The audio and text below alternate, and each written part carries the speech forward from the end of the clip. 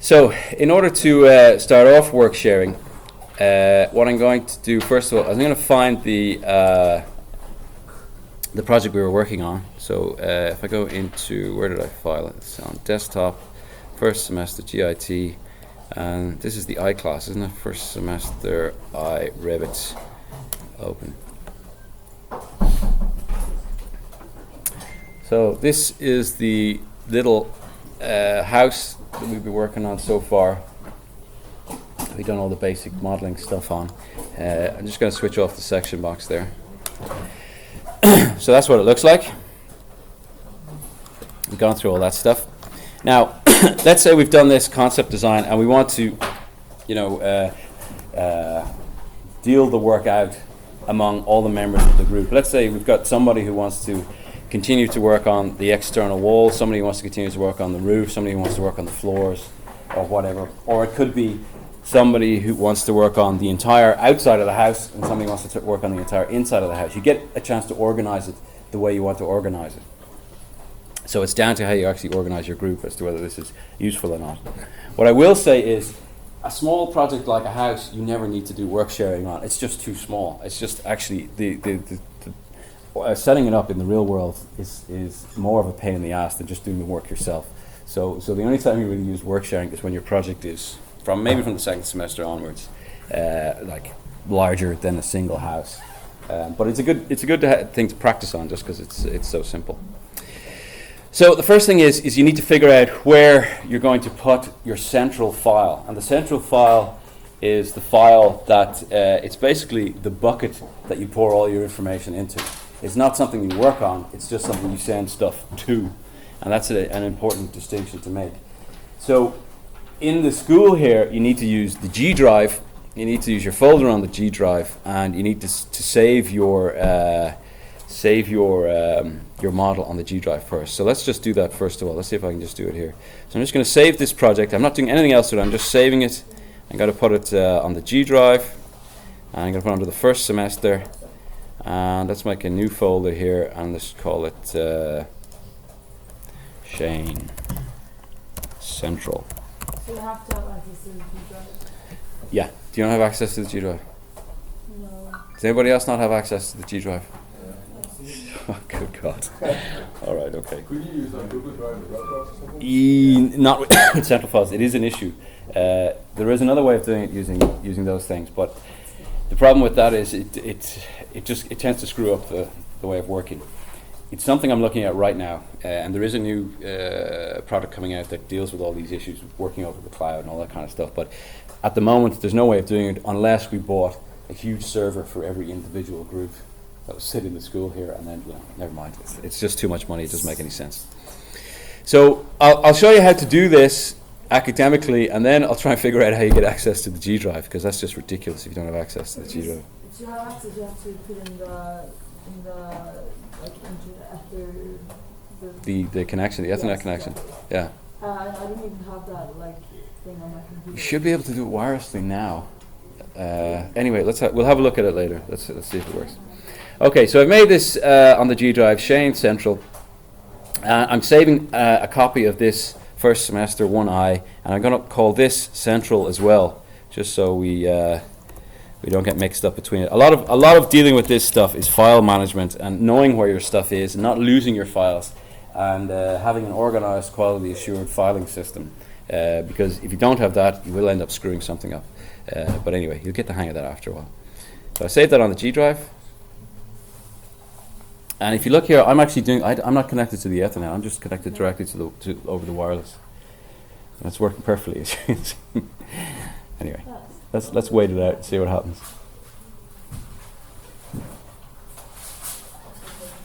Maybe we do need the cable connected.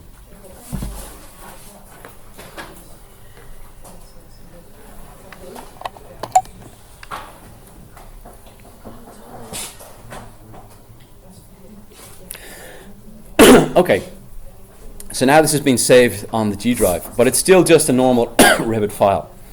So I want to turn it into a central file. And there's this nice button up here at the top called Collaborate, and effectively that's how you do it. So everything comes under this Collaborate tab button. So if I select collaborate, you don't need to worry about this stuff for the moment, but over here we have the work sets button. And what this does, it divides the building into different elements for working on. And it's not the computer that does it, it's you yourselves. You can figure out how to divide up your building.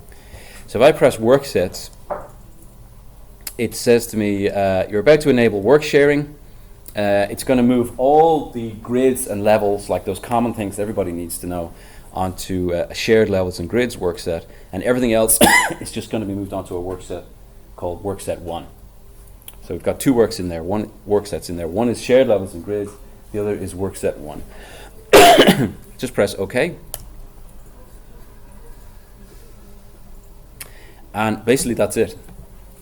I've put it in place, it's on the server. It's set up two levels of work sets, both of which are owned by me. That's me, S. O'Brien. I just press OK, and then I shut down the model, and I never ever open it again, because it's not a working model anymore. It's just the place you send all the information to. It'll gradually change as you synchronize your local files with it, and I'll talk about that in a minute. So I close that down, and it'll say, do you want to save changes? Yes. Then it says, this is the first time the project has been saved since work sharing was enabled. So it's becoming a central model. So then we just say yes. So now it's going to take some time, because it has to add some stuff to it to make it a central model, and it uploads it to the server. But once it's in position on the server, first of all you put it in place on the server, then you enable work sharing, and it becomes a central model. Then you never ever open it up again. You just leave it there as the receiver for all your changes from then on. Okay? What do you mean you never open it again? You never open it again. Okay, but how do you change it? That's what I'm going to do now. So I'm just trying to get it like solid in your minds that you think about it. It's not a working model anymore. It's just something you send stuff to. Okay. It's like a read-only. You can open it up and screw it up, but I'm saying don't don't do that, because it'll cause all kinds of errors and stuff.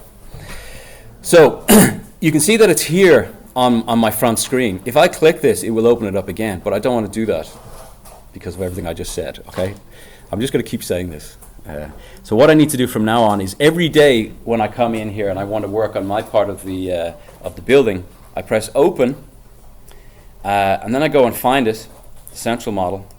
And if you see down the bottom here, we get a new option, which is create new local. And what that means is it's going to take the existing central file and transfer a copy of it onto your computer. So it's not the central file itself, it's just sending you a copy. Okay, so I'm going to go open, and it will create a new file, and if you look at the top here, it's called Central S. O'Brien 160. That's my name. So your name will appear at the top on your file. Okay. So now I've got a copy of the house here. Let's say I want to divide this house according to somebody's working on the roof, somebody's working on the external walls, somebody's working on the floors, for example, because we've decided that's the best way of dividing up our work situation. It could be somebody's working on the site plan, somebody's working on the internal layout of the kitchen. You know, you can divide it up any way you want, but I'm just going to keep it easy for the moment. So I go back into the Collaborate tool, and I go over to Work Sets. I'm just going to set up a new work set. So I'm going to set new work set for roof. Okay. A new work set for walls. And a new work set for floors. And press OK. So that hasn't done anything yet. So I need to actually add stuff to the work set. So first thing I'm going to do is I'm going to select, right click, select all instances in project. Actually, let's select, what did I do there? I'll do it this way. Select everything, then use the filter tool, check none, and just put walls. So we got 12 walls in the entire project. Press OK. Now over here, you can see we have a one option on our properties panel where we can change the work set. So I'm going to put all that stuff into work set walls. Then I could do the same thing again, use the filter, and we just want to select all the floors. We've got 2 floors in there. and I'm going to put all that into floors work set, and again, filter, check none, roofs, and I'm going to put that into roofs work set. Everything I haven't put into an individual work set is still going to be in work set 1. So for example, if I go and say wireframe, if I go and select this stairs, for example, this is in work set 1 because I haven't put it in its own individual work set, so that won't be affected by anything. But what that means is that I have ownership over all the walls in this project, all the roof and everything. If I go into work sets, I can say, I can make it editable. And the editable button means that I have control over the entire project here. If anybody else wants to come in, open the central file, create a local file on their own computer, and you can try it now because I put it on the G drive if you want to try it. They won't be able to do anything because I've got control over everything in the project. So I want to say, well, I'm only going to work on the walls here, so I'm going to get rid of this. I don't want to have this. Oh, we need to synchronize it first. I'm going to synchronize it. So before I do that, sorry, you get a new button up here called Synchronize. Beside the Save button, we get a Synchronize button. If I press Synchronize, it's going to save all those changes I've made and push them back to the central model that's on the server. Anybody else that's working on the central model can synchronize, and they'll get the changes I've made into their local model. I know this is a lot of information, but it kind of makes sense, hopefully. And then when you get a chance to play with it, hopefully it'll make more sense, okay? So yeah, so let's go back into work sets again, and I'm going to go and say switch off floors, switch off roofs, don't want to change the levels and grids, and all I want to work on is the walls. So you can see I'm the owner of the walls here, so I can work on the walls. If anybody else wants to change the wall, they'll get a message saying, I'm working on the walls, do you want to send me a request to change this? If you say yes, I will get a little message on my screen here saying, well, do you want to give the control of the walls to you, for example? I can say yes or no. It's up to me. Okay? So, if anybody wants to try it, who has access to the G drive? Jesus. All right. Okay. I'll tell you what I'll do. I got to pause this here, and let's talk about the G drive for a while. Let's just go back in here. The last thing I'll say before we talk about the G drive is, if I go and close this down, if I say I'm going to synchronize, and if I say I'm going to close it down, I'll get a message. And the message is, do you want to relinquish all the work sets and elements? If I say I want to keep ownership of it, that means that nobody else can work on what I'm working on, even when I've closed down my version of Revit. If I relinquish, I'm setting it free so everybody can work on it if they want. So that's how it works. It's one of those things you just need to kind of play with in order to get it into your head, you know. And it makes more sense when you're dealing with a larger project than just a little house like this. Okay, so let's just pause this, and then we'll just try and figure out the G drive problem, because this won't work unless you have a server. So let's just pause that there. All right, so I'm recording this now. So if you go onto Kia IT, this web address here, under guides, down here we've got a link to network drives. If you select that, you get this little PDF that comes up, which tells you, if you click this should take you directly to the G drive. Now let's see if that works. No, of course it doesn't. Let's copy. Should I click on the file server on the top? Okay, let's wait a second. Let's just wait